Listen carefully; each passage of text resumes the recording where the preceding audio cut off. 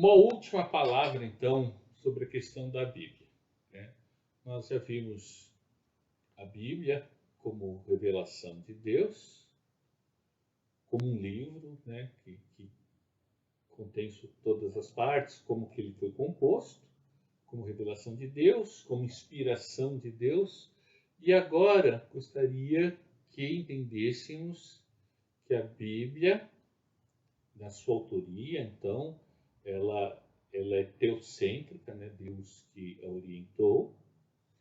Ela é cristocêntrica quanto à sua mensagem, eu falei isso, né? Que desde o Gênesis até o Apocalipse ela aponta para Cristo, mas todo o objetivo da Bíblia e o objetivo da revelação de Deus, o objetivo da inspiração de Deus é atingir, é alcançar o homem. Então, o objetivo da Bíblia é antropocêntrico. Claro, tudo isso é feito para a glória de Deus. No final das contas, tudo é teocêntrico, né? Mas se pensarmos nas partes, né, quer dizer, Deus é o autor que inspirou, Cristo é o assunto, né? Então ele é cristocêntrico, e o homem é o objetivo, é atingir o homem para que o homem volte para Deus e o glorifique. Para isso vem a ação do Espírito Santo. Estava faltando falar do Espírito Santo. Então, quando falamos que o objetivo é o homem, estamos falando então da iluminação. Vejam que no culto nós temos uma oração por iluminação. Tanto para o pregador que vai falar, é preciso que Deus o ilumine, quanto para aqueles que ouvem. Porque importante é também que aquele que ouve entenda, compreenda e aplique a palavra de Deus à sua vida. Revelação e iluminação são coisas diferentes, mas que devem fazer parte do processo de ler a Bíblia. Quando eu falo da importância da iluminação, né, quer dizer, compreendermos a palavra de Deus, não é uma compreensão meramente cognitiva, intelectual.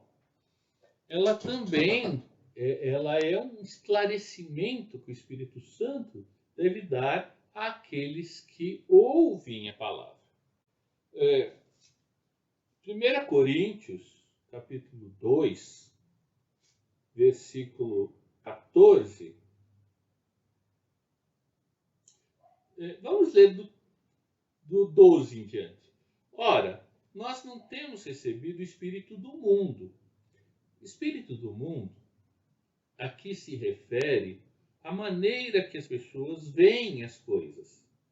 Como se lê, por exemplo, um livro, como se faz as coisas, como se dá uma esmola, como se ajuda uma pessoa.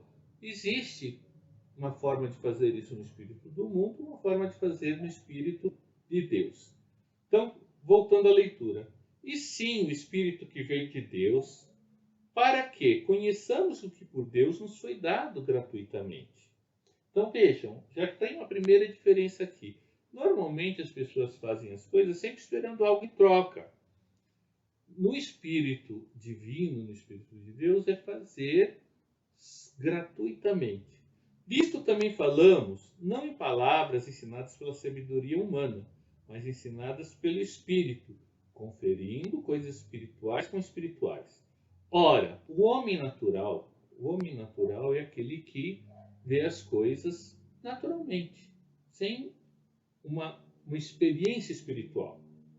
Não aceita as coisas do Espírito de Deus porque lhes são loucura e não pode entendê-las, porque elas se discernem espiritualmente. Porém, o homem espiritual julga todas as coisas, mas ele mesmo não é julgado por ninguém. Pois quem conheceu a mente do Senhor, que o possa instruir? Nós, porém, temos a mente de Cristo. Se lermos a Bíblia como um livro qualquer, tem proveito? Tem. Tem proveito cognitivo, histórico, comportamental, moral, pode até nos ajudar na justiça humana, nas questões sociais, mas não tem proveito espiritual.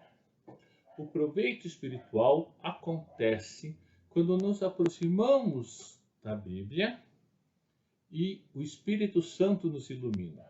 Sempre nos aproximamos de uma maneira natural primeiro. Então, o Espírito Santo precisa nos tocar e esclarecer. Por isso que a própria Bíblia em Isaías diz que a palavra de Deus não volta para ele vazia, mas faz tudo o que lhe aprouve.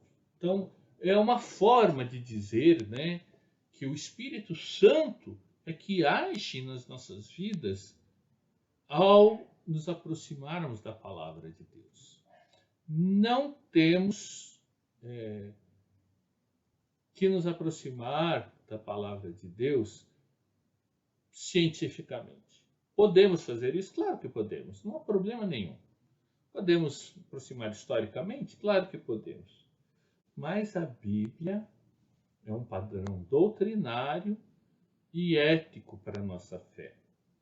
É um momento de nos aproximarmos com espiritualidade, com humildade, orarmos a Deus, pedirmos a Ele a orientação.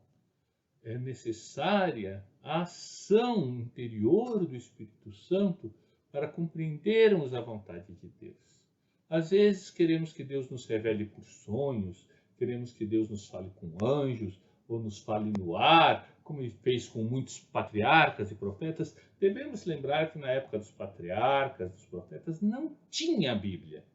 Não existia a Bíblia. Eles, quando muito, em alguns períodos, tinham alguns livros da Bíblia. Mas até Moisés, nem o Pentateuco tinha. Vejam, quantos patriarcas e profetas já não haviam passado? E lá em Moisés que vai realmente começar os primeiros livros da Bíblia. Então, Deus falou com aquelas pessoas, Deus estava se revelando de maneira especial, mas realmente agora nós já temos Jesus Cristo. Ele completou a sua revelação. Então, a Bíblia nos traz essa expressão. Podemos nos orientar pela Bíblia e aguardar, né, o seu cumprimento em nossas vidas. A Bíblia é um livro físico, um livro material, que foi escrito por homens em diversas épocas diferentes da história. Então encontramos momentos da história de Israel e de Roma e da Grécia e de outros povos, né? Então momentos diferentes, culturas diferentes, hábitos diferentes, mas a inspiração é de Deus. E nós, para podermos ler, temos que pedir ao Espírito Santo que nos ajude a compreender a sua vontade. Tiago 1:22, para encerrarmos então essa questão sobre a leitura da Bíblia, nos diz assim: e sede cumpridores da palavra, e não somente ouvintes, enganando-vos com falsos discursos. Então, vamos ouvir a palavra de Deus, vamos aplicá-la, sempre humildemente, não tentando adaptar a palavra de Deus à nossa vontade, mas adaptar a nossa vontade à vontade de Deus através de sua palavra.